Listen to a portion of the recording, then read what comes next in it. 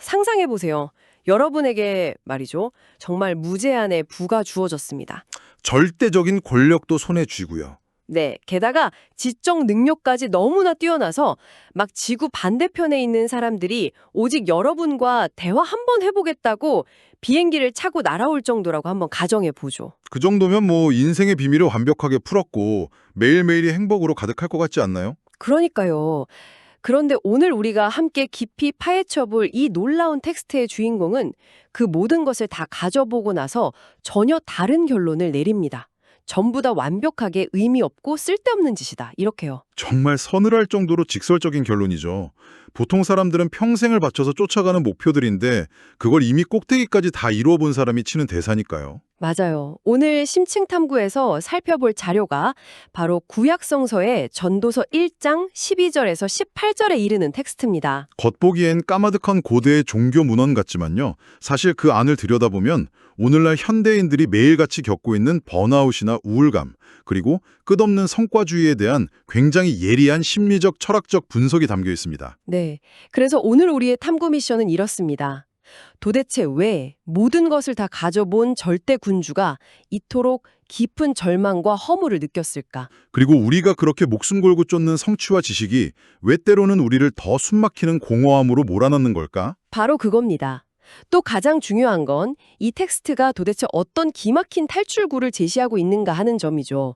오늘 이 질문들을 끝까지 한번 물고 늘어져 보겠습니다. 자, 본격적으로 파헤쳐 보죠. 가장 먼저 이 화자가 대체 어떤 사람이길래 이런 극단적인 소리를 하는 건지부터 좀 짚고 넘어갈까요? 이 텍스트의 화자는 자신을 예루살렘의 왕이라고 밝히고 있습니다. 역사적으로 우리가 지혜의 왕이자 엄청난 부를 누렸던 인물로 잘 알고 있는 바로 솔로몬이죠. 아, 솔로몬이군요. 네. 그런데 이 자료의 내용이 흥미로운 건 그가 단순히 머릿속으로만 철학적인 사색을 한 게 아니라는 점입니다. 그는 자신의 막대한 자본과 권력을 총동원해서 일종의 거대한 인생 실험을 기획합니다. 인생 실험이요? 텍스트를 보면 마음을 다하며 지혜를 써서 하늘 아래에서 행하는 모든 일을 연구하며 살폈다고 선언하거든요. 그러니까 요즘으로 치면 세계의 부자인 테크 기업 CEO가 자신의 모든 재산과 인프라를 동원해서 인간은 어떻게 해야 궁극적으로 행복해지는가를 알아내기 위해 온갖 프로젝트를 다 돌려본 거네요. 정확합니다. 거대한 도시도 지어보고 쾌락도 끝까지 추구해보고 세상의 모든 지식도 다 끌어모아본 거죠. 할 수 있는 모든 극단적인 경험을 끝마친 후의 결과 보고서가 바로 이 텍스트인 셈이군요. 그런데 그 화려한 실험의 결과가 방금 말씀하신 것처럼 너무나 참담했다는 거잖아요. 네, 정말 뼈아픈 결과였죠. 제가 그 핵심 구절을 직접 한번 읽어볼게요. 보라, 모두 다 헛되어 바람을 잡으려는 것이로다. 구부러진 것도 곧게 할 수 없고 모자란 것도 살 수 없도다. 정말 적나라한 표현이죠. 아니 진짜 뼈를 때리다 못해 부수어버리는 팩트폭력 아닌가요? 저는 특히 이 바람을 잡으려는 것이라는 표현과 구부러진 것을 곧게 할 수 없다는 말이 너무 와닿더라고요. 이 대목이 바로 이 텍스트가 인간 심리의 가장 취약한 부분을 정밀하게 타격하는 지점입니다. 이 고대 문화는 인간의 모든 괴로움이 아주 근본적인 착각에서 출발한다고 꼬집고 있습니다. 근본적인 착각이라면 어떤 걸까요? 바로 통제 강박입니다. 인간은 기본적으로 자신의 능력과 노력으로 세상의 결과물들을 내 입맛에 맞게 바꿀 수 있다고 믿잖아요. 아, 통제 강박. 네. 하지만 이 텍스트의 세계관에 따르면 해 아래에서 일어나는 모든 거대한 흐름은 절대자, 즉 신의 주권적인 계획과 섭리대로 움직인다고 주장합니다. 생각해보면 진짜 공감되는 게 우리는 매일 일상에서 그 통제 강박 때문에 엄청난 피로를 겪고 있잖아요. 그렇죠. 예를 들어서 회사에서 진짜 중요한 프로젝트를 맡았다고 쳐보죠. 3주 동안 밤을 새워서 완벽하게 컬러 코딩까지 된 엄청난 엑셀 스프레드시트를 만들고 플랜 A부터 Z까지 다 세워두고요. 맞아요. 발생할 수 있는 모든 변수를 다 통제하려고 했어요. 그런데 막상 프로젝트 시작하는 첫날 클라이언트가 갑자기 저희 방향성을 완전히 바꾸기로 했습니다. 한마디 던지면 끝이잖아요. 완전 무너지는 거죠. 그 순간 내가 만든 그 완벽한 엑셀 파일은 말 그대로 허공의 바람이 되어버리는 거고요. 아주 현실적이고 완벽한 비유입니다. 클라이언트의 변덕 앞에서 무용지물이 된 엑셀 파일처럼 인간이 통제할 수 없는 거대한 변수들 앞에서 우리의 계획은 무력해집니다. 내가 어떻게든 이 꼬이고 구부러진 상황을 내 힘으로 완벽하게 쫙 펴보겠다고 아등바등하지만 그게 안 될 때 정말 지독한 스트레스와 무력감을 느끼잖아요. 텍스트는 바로 그 점을 지적합니다. 절대적인 섭리에 의해 이미 구부러진 것을 인간이 억지로 펴려고 에너지를 쏟는 것 자체가 애초에 불가능한 미션이라는 겁니다. 근데 여기서 약간 반발심이 생기는데요. 어떤 반발심이죠? 아니, 인간이 원래 구부러진 걸 곧게 펴려고 노력하면서 발전해온 존재 아닌가요? 질병을 치료하고 사회의 부조리를 고치고 기술을 발전시키고요. 충분히 그렇게 생각할 수 있죠. 만약 이 텍스트가 어차피 못 펴니까 노력하지 마 라고 한다면 그건 너무 패배주의적인 것 같아요. 이 자료의 저자가 진짜로 다 부질없으니 아무것도 하지 마라 이렇게 말하는 건가요? 그 부분이 핵심적인 오해 포인트입니다. 이 텍스트는 인간의 노력 자체를 부정하거나 아무것도 하지 말라는 뜻이 아닙니다. 아, 그런가요? 네. 여기서 비판하는 것은 결과를 완벽하게 통제할 수 있다는 오만함입니다. 인간이 최선을 다해 일하고 문제를 해결하려 노력하는 것은 당연하지만 그 최종적인 결과가 온전히 나의 계산대로 나의 통제 아래에 놓일 것이라는 착각을 버리라는 거죠. 내가 통제할 수 없는 영역까지 쥐고 흔들려는 태도를 꼬집는 거군요. 맞습니다. 거대한 우주의 질서나 섭리 앞에서 인간의 통제력이 얼마나 미미한지 직시하라는 일종의 심리적 일침입니다. 그러니까 노력은 하되 내가 세상의 결과를 좌지우지하는 절대적인 존재가 아니라는 사실을 쿨하게 인정하라는 거네요. 내가 통제할 수 없는 일까지 억지로 통제하려고 하니까 방금 말한 것처럼 바람을 잡는 듯이 미쳐버리겠는 거고요. 정확합니다.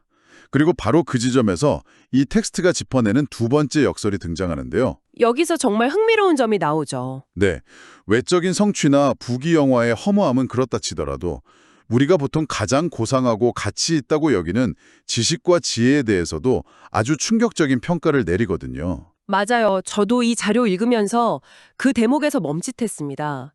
우리가 지금 하고 있는 이 심층 탐구도 결국 지식을 얻기 위한 여정이잖아요. 그렇죠. 아는 것이 힘이다라는 말도 있고 보통 더 많이 배울수록 문제를 해결할 수 있는 능력이 생겨서 삶이 윤택해진다고 믿죠.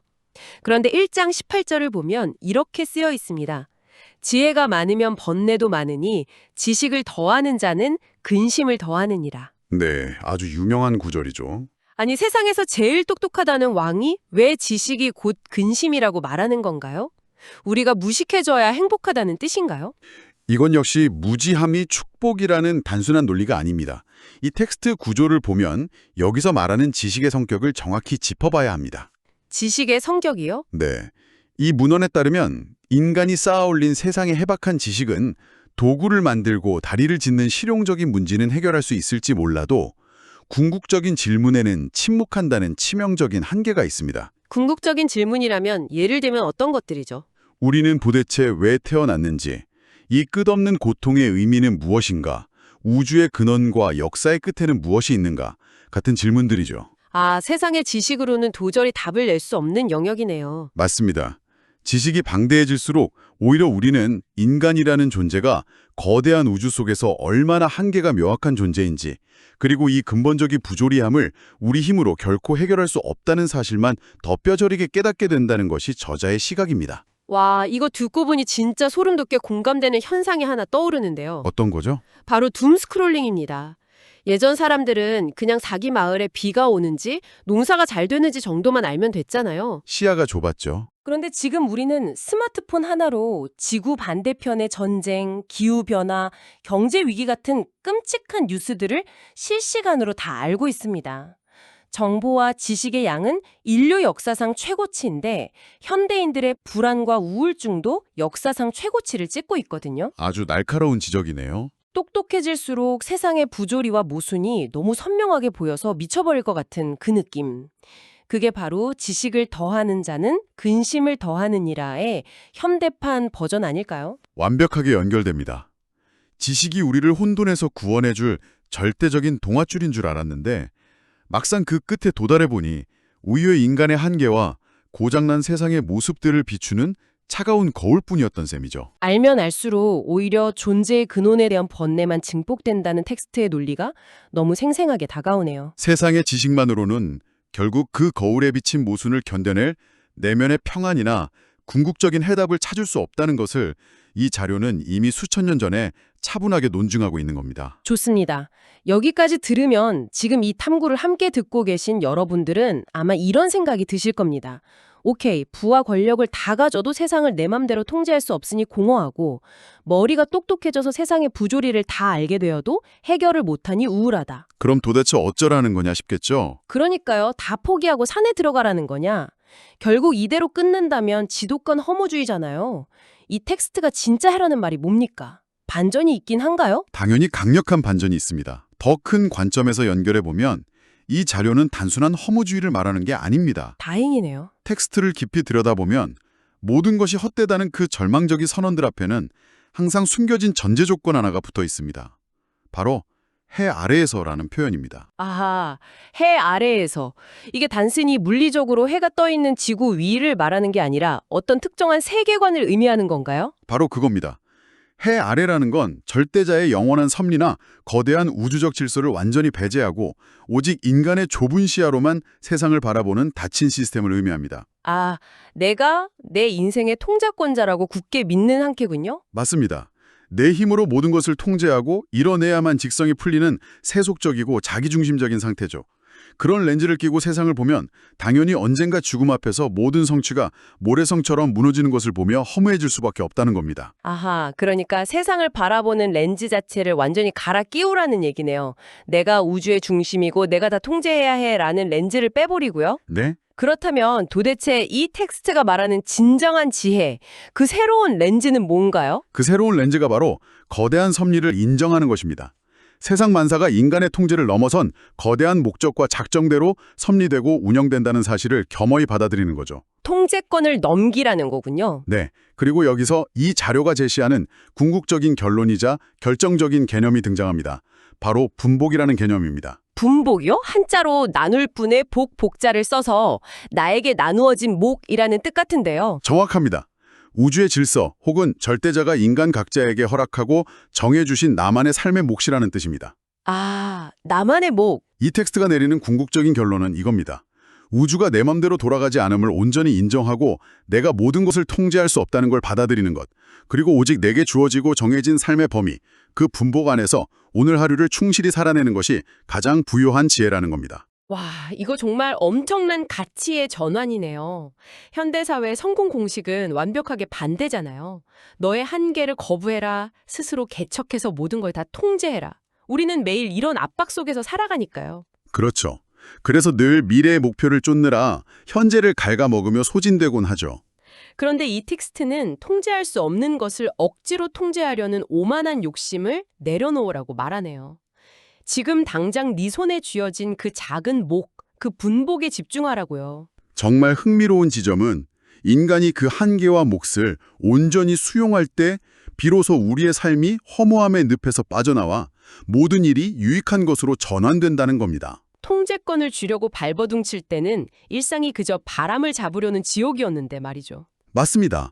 거대한 섭리를 긍정하고 아, 이건 내 통제받기구나 하고 내려놓는 순간 마음의 지옥이 사라집니다.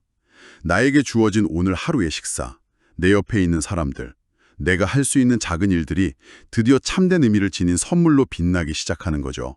진짜 뇌를 한 대 얻어맞은 기분입니다. 내 직업, 내 인간관계조차도 내가 완벽하게 통제해야 할 대상이 아니라 거대한 우주의 흐름 속에서 잠시 내게 맡겨진 분복이라고 바라보는 거잖아요. 그렇게 시각을 전환하는 겁니다. 그렇게 되면 일상에서 느끼는 무기력함이나 피로감이 훨씬 가벼워질 것 같아요. 매일같이 성과에 쫓기던 삶에서 벗어나서 지금 이 순간 내 눈앞에 있는 현실에 온전히 닻을 내리게 되고요. 무한한 성취를 향한 끝없는 강박을 버리고 존재의 한계와 절대적 섭리를 받아들이는 순간 우리는 역설적이게도 가장 깊고 단단한 평안을 누리게 됩니다. 지식과 정보가 폭발하는 시대를 살면서도 속으로는 끝없는 공허함에 시달리는 현대인들에게 이 텍스트의 메시지가 강력하게 다가오는 이유죠. 자, 시간이 어떻게 가는 줄도 모르게 푹 빠져서 이야기를 나눴는데요. 오늘 우리가 탐구한 이 깊은 철학적 내용의 핵심을 부드럽게 한번 정리해 보겠습니다. 네, 좋습니다. 끝없는 통제욕과 지식욕만으로 세상을 쥐고 흔들려 할 때 우리는 결국 바람을 잡으려는 듯한 처절한 공허함에 빠질 수밖에 없습니다.